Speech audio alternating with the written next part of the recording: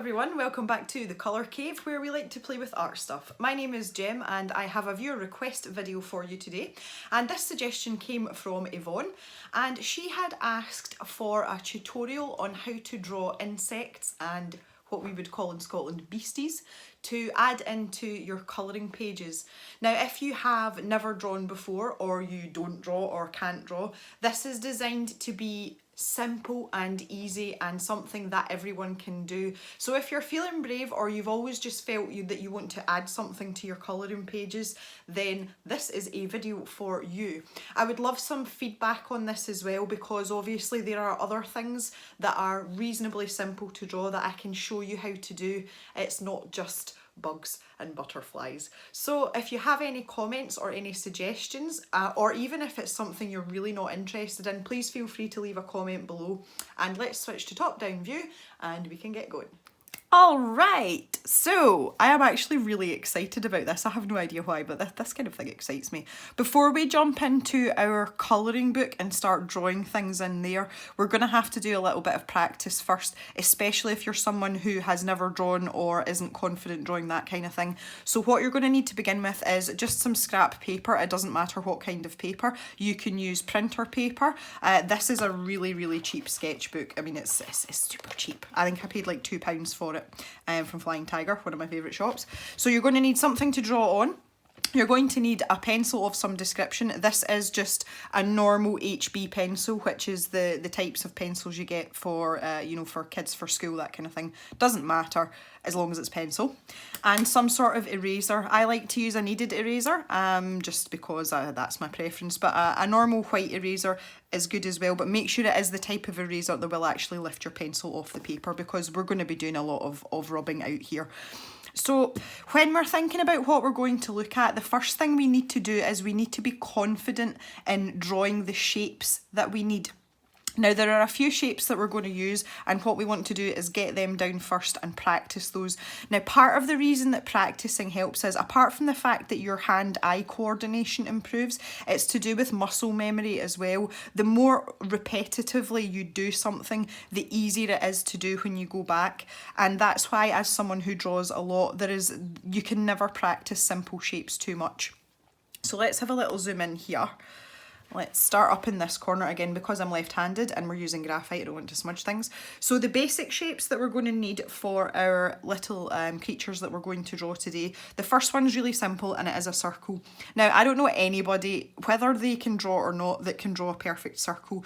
So the way to achieve a reasonably circular circle is to move your pencil quickly and to keep going.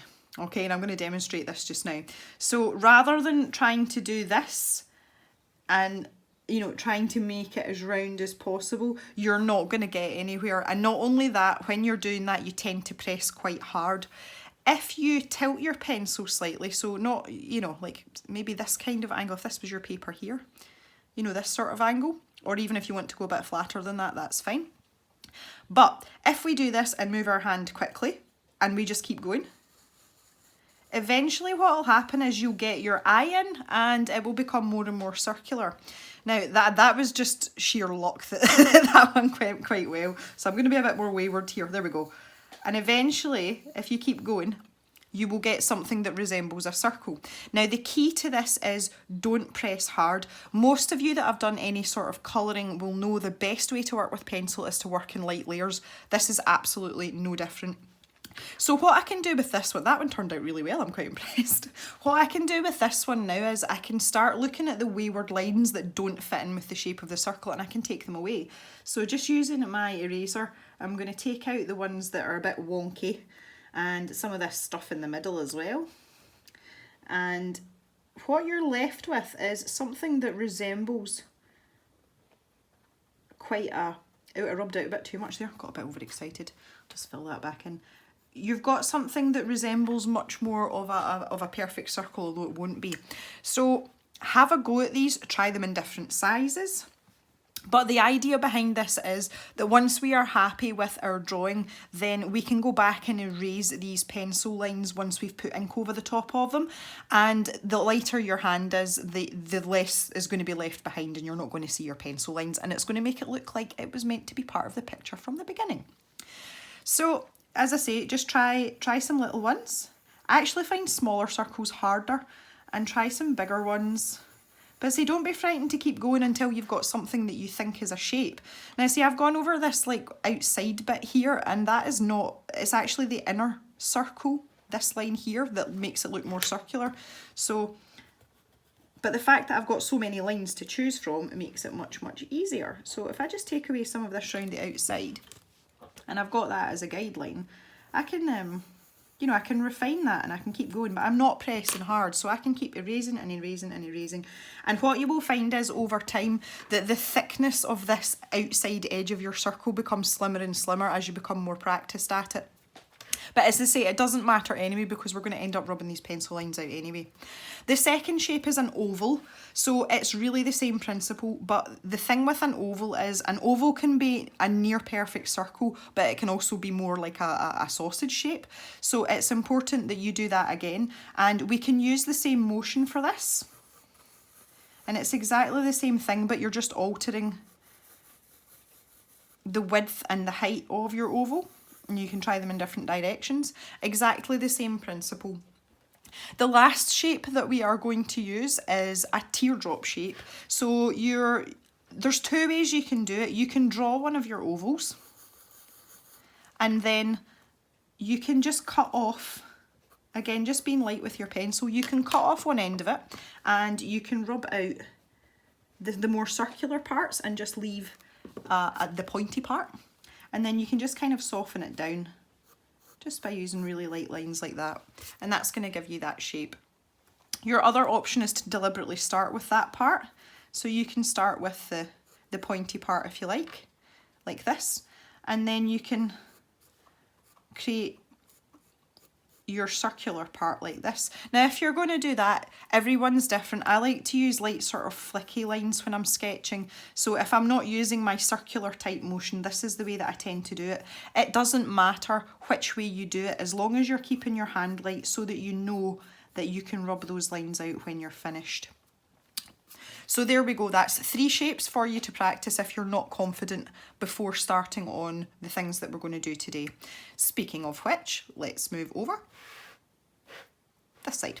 The first thing that we are going to do is a really simple shape that lets you do 2 different insects with it. Now the thing to remember about insects is that the majority of them, if not all of them, don't quote me on that, have 6 legs.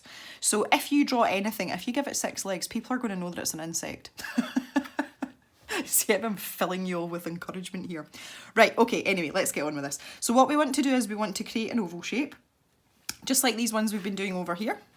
So we want it roughly twice as high as it is wide. Now that is not a scientific measurement by any means, but roughly like almost like a sort of egg shape. So you can practice that until you are comfortable with what it looks like, but something along these lines. Now the great thing about YouTube is obviously, guys, you can pause these videos and go back and watch the same parts over and over until you feel you're ready. So you've got your oval shape like this, and 2 of the really easy creatures that you can make with this is, first of all, a ladybird or a ladybug.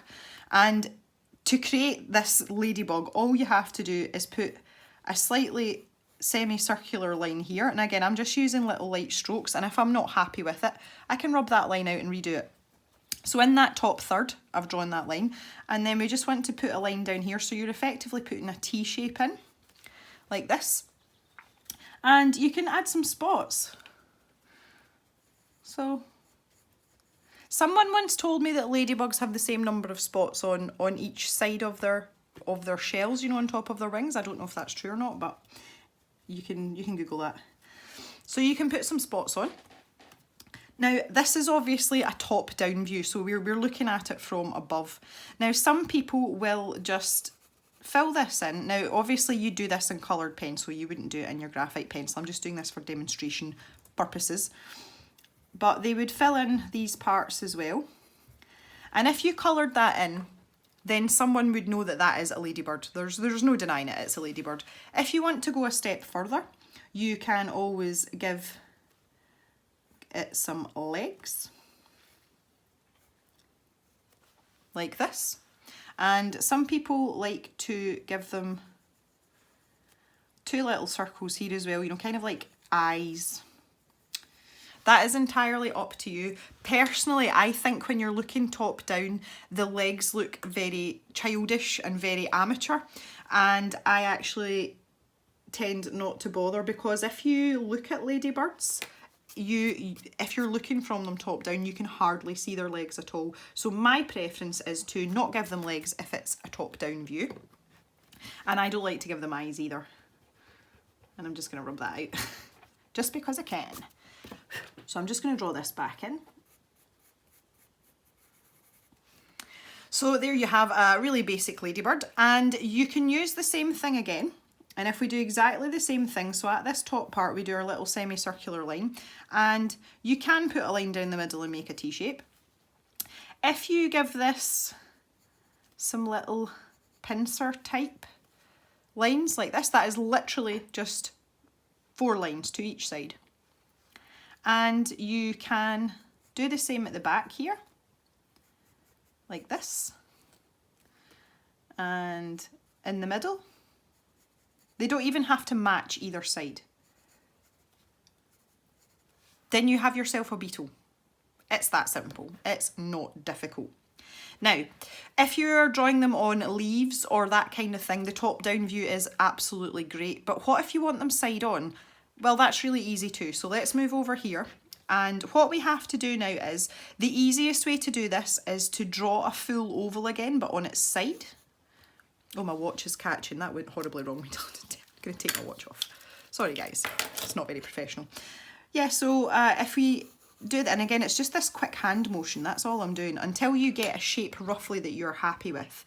And then you can take down some of these lines, especially if you have ones on the inside, because they're the ones that tend to sort of get in the way.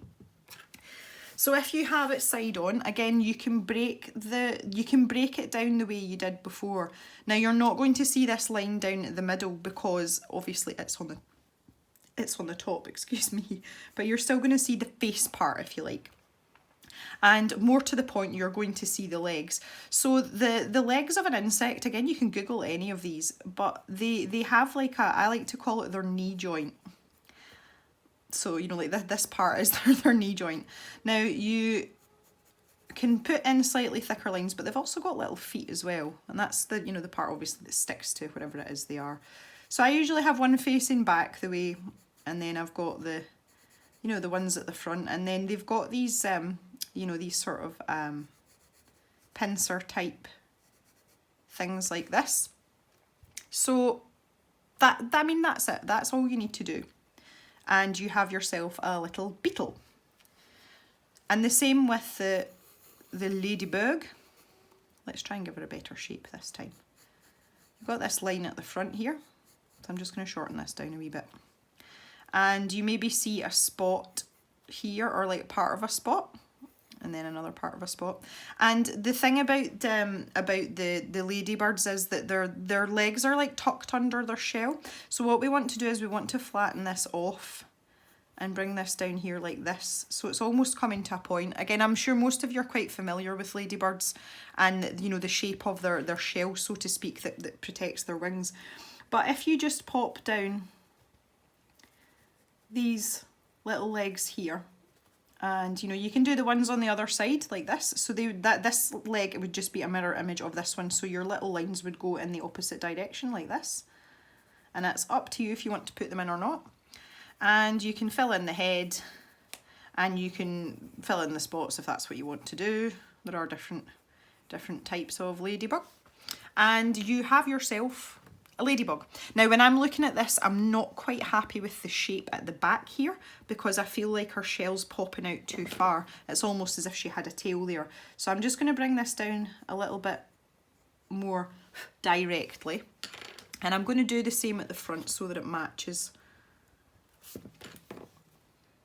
Now remember, guys, these are your ladybugs. So if you think it looks good and that it looks right, then it is right. That is it. Okay, and there you have your side on Ladybug. So that is literally one shape we have drawn in a couple of lines, and that is going to give you these simple little creatures to put in your colouring pages. Now the thing that I want you to think about and remember is, I have drawn these quite large. This is an A4 sheet of paper. In your colouring pages, the likelihood of you drawing them this size is quite slim. They're probably going to be a lot smaller than that. And that's why the simple design works.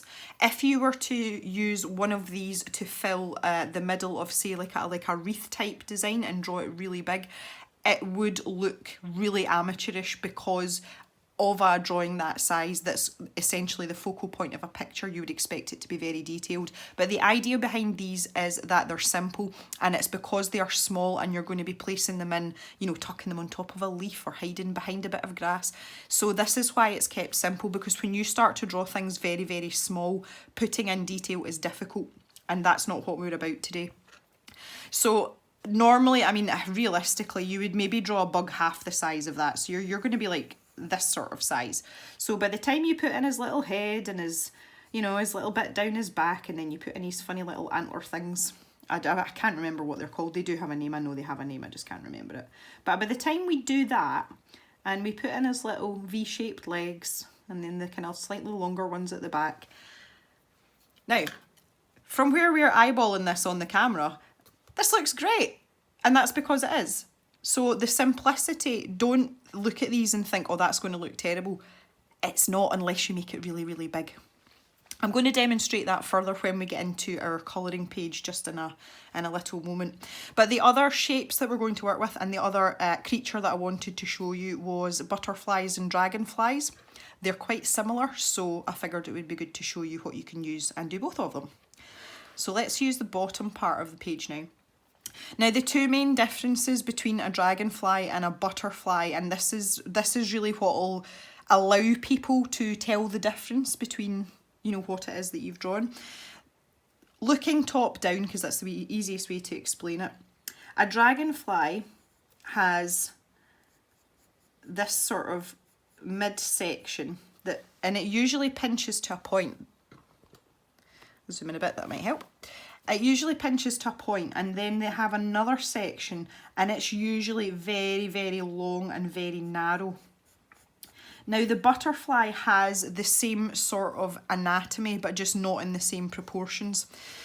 So when you're drawing your butterfly, you have the same round part for the head, and then they have this abdominal part as well, which looks very, very similar to what's going on here. So here's like our teardrop shape coming in, just FYI.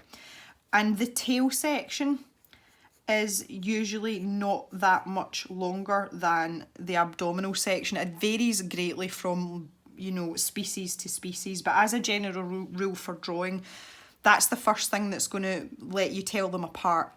The second thing is the placement and shape of the wings.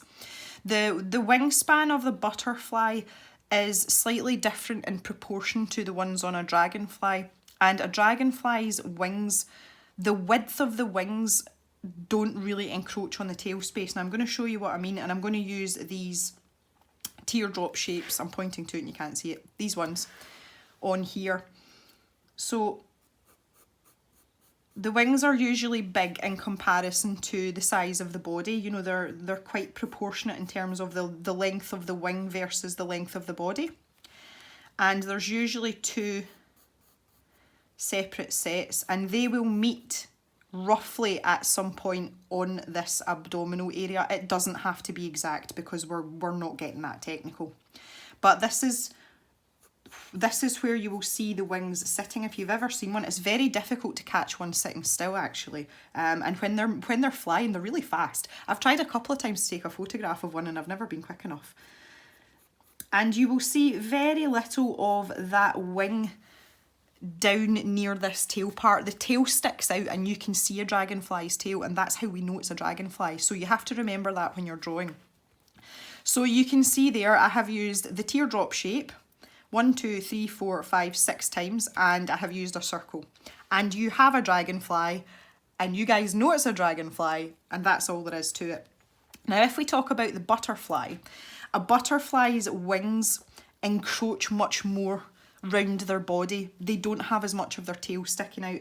And like the dragonfly, their wings do tend to come in two separate parts, although sometimes they look as if they're joined together. But it's the same principle, and they do tend to join on to the same central point in the body, but it's just that the width of them is much more in proportion with their bodies. So if we're drawing the top part, now again here there's a lot of room for variation. I'm just trying to keep it simple for you because different breeds of butterflies have different shapes of wings. But if we take this sort of basic teardrop shape again, although the wing is joining on here near this sort of pinched abdomen section, because the wings are a lot fuller, it looks as if it's attached to quite a lot of its body, but it's not. And they're not nearly as long. They tend to be shorter this way and wider, so shorter and fatter than dragonfly wings. And then they have their little secondary wings, and I'm sure there's a scientific name for that too, I do not know it. And this is the part that usually comes down here. So you can see there, that's a teardrop shape there, and I've kind of tapered this one off, but they are very, very simple shapes, and if you practice them, I could even round that one off more to make it the true teardrop shape we've been talking about. There you go.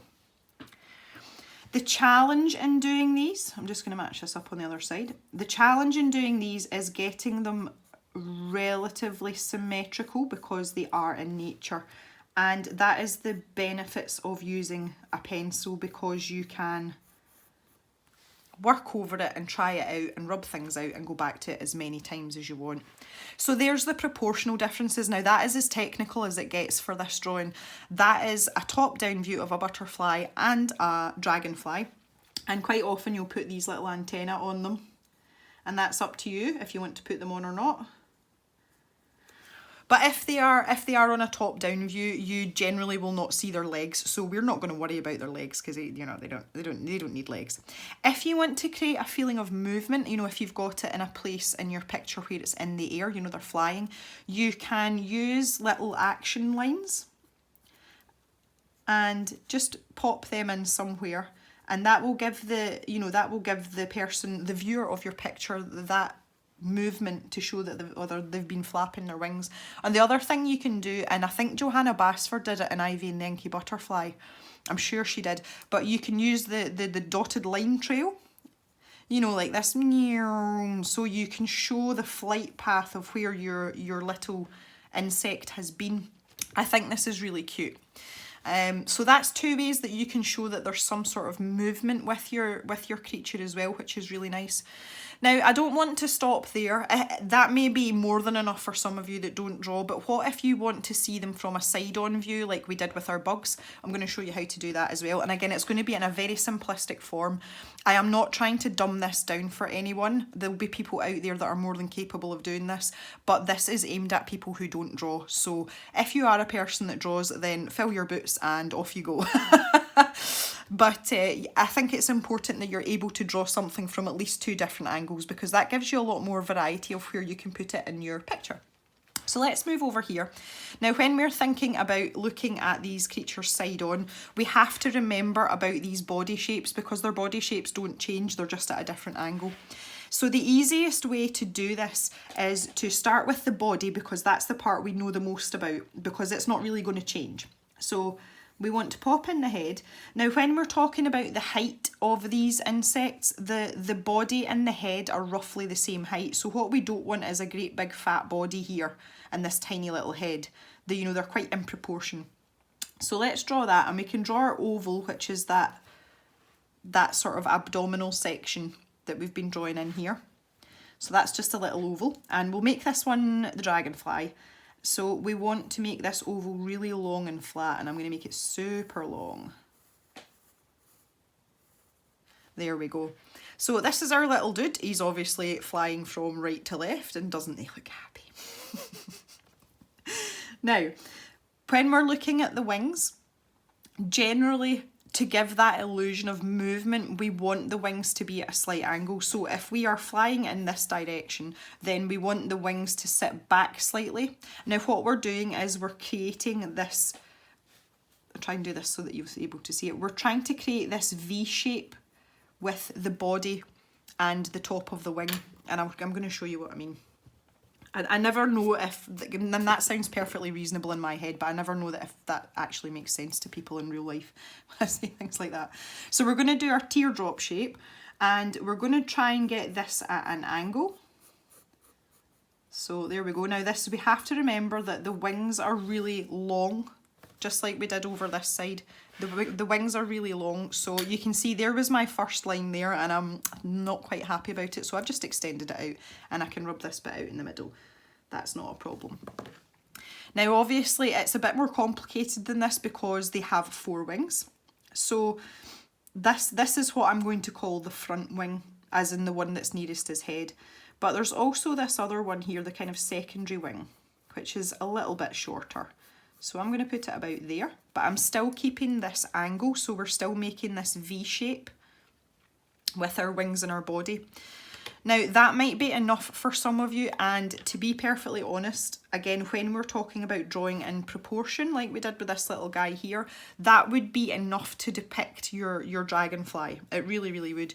But if you want it to be a little bit more realistic, you can add in the other wings that would be on the other side. Now obviously it's flapping its wings, so this one's still going to be visible, but it's kind of going to be tucked in behind this primary wing, and the other one might be tucked in there somewhere. It's up to you whether you want to add those in or not. I usually go for 3. 3 out of 4 ain't bad. And also as well, like we did with our beetle here as well, I'm going to give him some legs. So we have the bit that comes out from their body, and it's going to be under their wings. And then we have the shin and then his little foot as well. So again, because we are travelling in this direction, I would imagine that to be more streamlined, all the legs would be facing back the way. You know, you wouldn't have one facing... I'm just going to draw it elsewhere. Oh, goodness me, I should have practiced this beforehand. Yeah, right, so say this is my abdomen again. I don't think when they're in flight that they would have 2 facing back the way and 1 facing forward. I don't think that would be ergonomically preferable. My God, big words today. Now again, you might be able to see legs on the other side. You can even just put in a tiny little dash to, you know, to give that impression, but, you know, again, we're talking about size here. You're probably not going to want to go into that level of detail.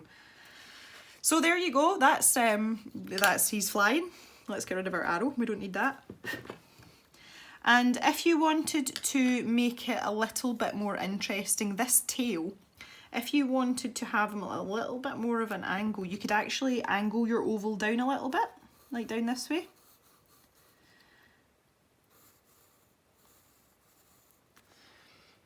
And that might give a you know, impression of him sort of like, oh, we're lifting off.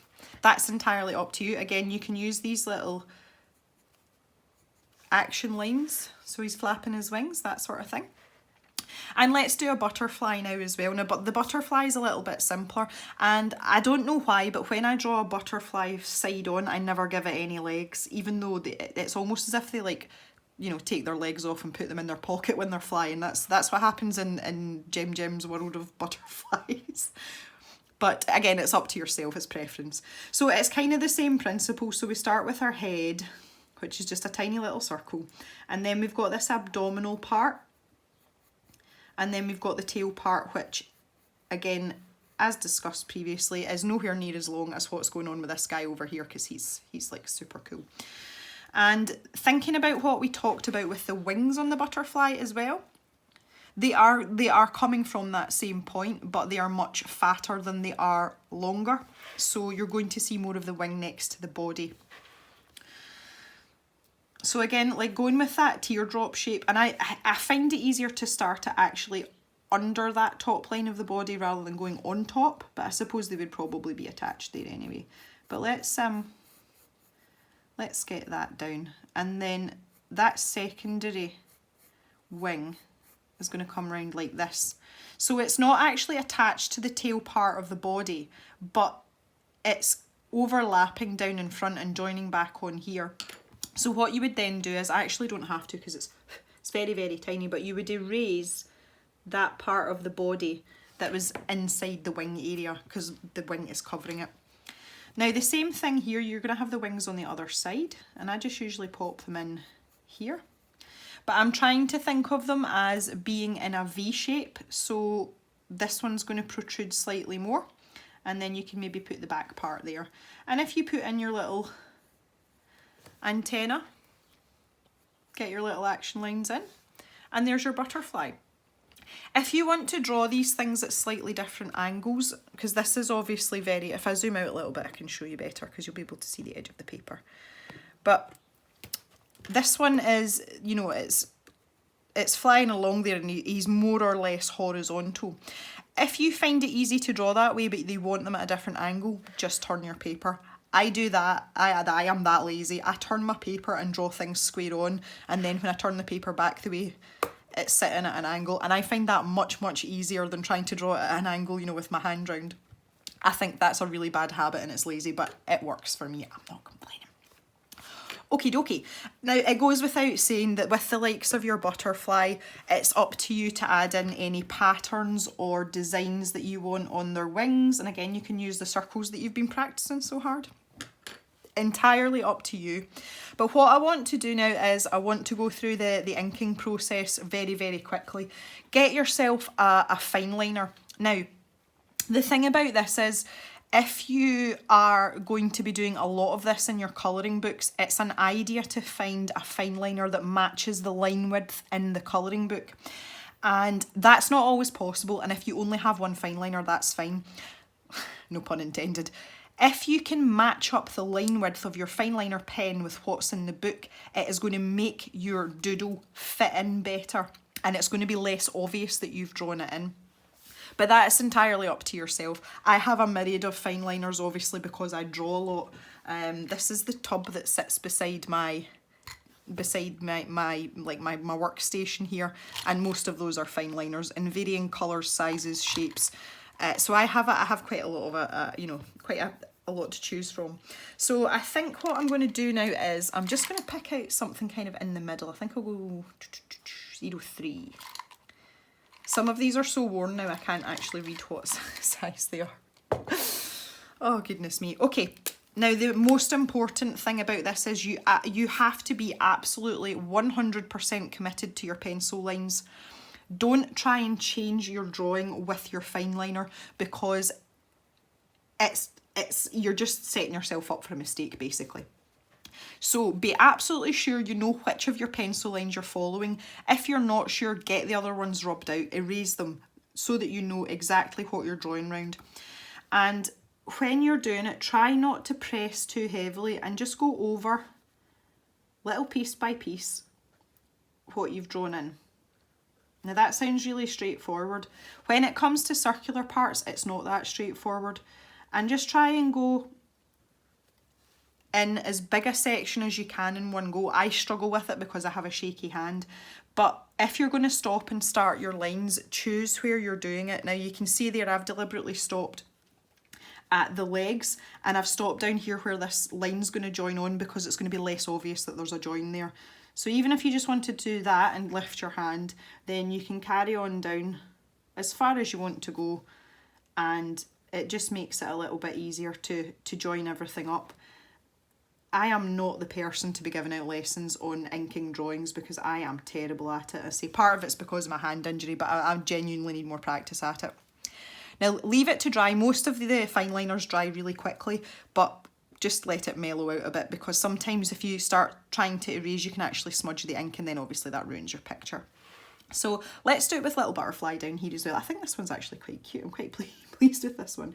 So I'm going to do the wings first. And I always start with this primary wing.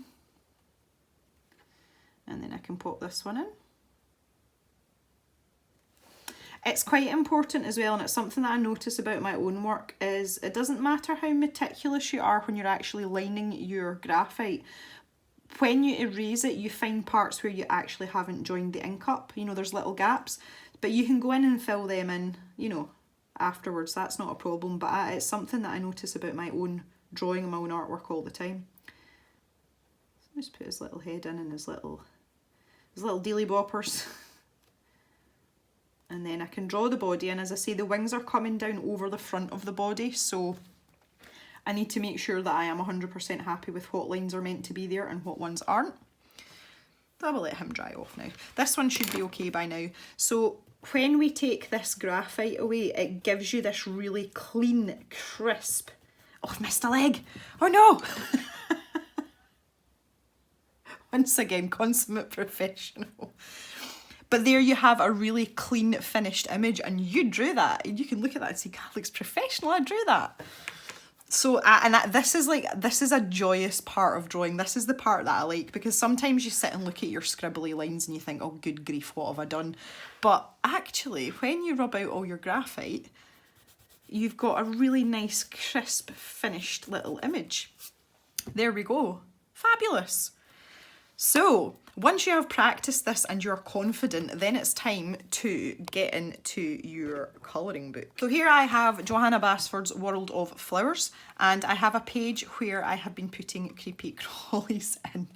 I'm going to zoom in a little bit and let you see what I've done. I've got my little dragonfly here, he's heading upwards, and you can see I've put a little bit of colour on him, and I have also given him legs. And he's on an upward trajectory towards the spider. I don't know whether that's a good idea or not. And down here on the bottom, I have my little ladybug. Now, just an interesting point to note while we're here. If you are drawing a sidewards view of your little creepy-crawlies and the surface that you want them on isn't flat, you can not give them legs and have it sitting on top of the leaf, but it's going to look a bit strange because it's not a flat surface. So that's why I opted to put some little legs in there, so our ladybug friend looks as if they're wandering along. You know, they're not sitting down or anything, they're actively moving.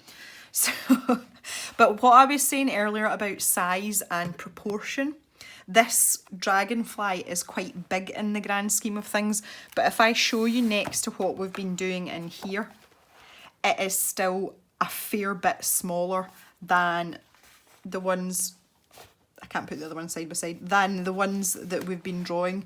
So you have to think about that scale, and that's why it's so important that you practice in pencil. So I think what I would like to do is I would like to add in a butterfly, and I think I'm going to do a face-on butterfly, so it's going to be flying up the way. And yeah, we'll maybe add in a little beetle somewhere as well. What do you think, guys? I think we could have our beetle climbing up here. So let's have a go at this. So this is going to be a side-on beetle. So simple thing, I'm just going to get my oval started first. Really light hand. There we go. He's quite a fat beetle, obviously. Could do with losing a few pounds. And I'm going to put his little head shape in. And his little pincery type antenna things. Still not very technical. And I'm going to put his little legs in. So he's going to be kind of like hanging on to this blade of grass, or yeah, grass. So I'm putting his little legs in, but I think you'll be able to see his leg at the back as well, because he's, you know, he's kind of like hanging on round about. And I'm just going to put in that line, you know, this T-shaped line we talk about. So he's tilted, instead of sitting exactly side on, he's tilted this way very, very slightly. And what I'm going to do is just get that down in ink straight away. So here's his little head. Oh, he's so cute. And here's the line of his body with that little T-shaped line we were talking about. And I'm going to get his legs in as well, because he's hanging on. And then I can just put the line of his body in, and it's not quite touching the leaf. And then I can put his little antenna on. So this is really difficult to see, but I'm going to zoom in as much as, but I don't think I can zoom in any more than that. The antenna on this side doesn't start from where the outside line of his head in, because it's attached to that side of his head. Whereas the other one, because it's over the other side, we only see it from the edge of his head, because obviously we can't see through his head. So there's little things like that that you can try as well, and again, it's just to keep it a bit more realistic. So let's move on to our butterfly now. So let's think about what we were talking about, and we need to think about size here as well, because we have to keep things in proportion. Now obviously you get teeny tiny butterflies and you get big butterflies, but you know, we don't want like a monster butterfly, or one that's half the size of our ladybug, because that's not, you know, there's just no point in drawing it then. So I'm going to pop it down here, and I'm going to do it at a slight angle, so I'm going to turn my page. I'm such a cheat. Such a cheat. And I'm going to pop his head in. Now the thing that you can do is if you're worried about trying to get proportions, here's my teardrop shape, like this. Then you can just draw the body and take a sort of step back and have a look at the other things in the picture and see if it's going to be roughly the same size. Because if you spend ages painstakingly getting you're doing your wings and making sure that they're symmetrical, and then you step back and realise that it's the wrong size for the picture, that's a lot of heartache that you've, and time that you've wasted. So it's quite important that you do keep looking at the surroundings as well. Now I'm going to go for kind of like an oval shape here. And again, really light hand, not a problem. And this other one I'm going to put down at this angle. So this is the other thing to remember as well with butterflies. They have this V shape of their wings because they're joining on at this, like at the same part. You're actually making this kind of shape with your wings, and your circular shapes are just either side of that. So that's another really good way to gauge where you're putting the wings down. They should make a V shape. If you were to draw a line down the middle of each of your oval shapes, they should make some sort of V shape. Again, very, very rough guidelines, but it's something that I find quite helpful, just as like a basic rule of thumb. So I'm going to this side now, and I'm going to try my best to match them up. That went okay. I'm not happy with how much tail is showing here. So what I'm going to do is I'm going to shorten the tail, rather than lengthening the wings, because I quite like the size of this. This is fitting in again with the rest of the picture. So I'm just going to shorten the tail down a little bit, make it a little bit stubbier, and bring this in a bit. Okay, so I'm quite happy with that basic shape, and I'm just going to put an antenna on like this. So I'm going to start inking. I do urge you though, I mean genuinely, I know this is very sort of light-hearted and all the rest of it, but I do urge you to practice these, at least a couple of times before you go into a colouring book, because a lot of people are really nervous about ruining a colouring book.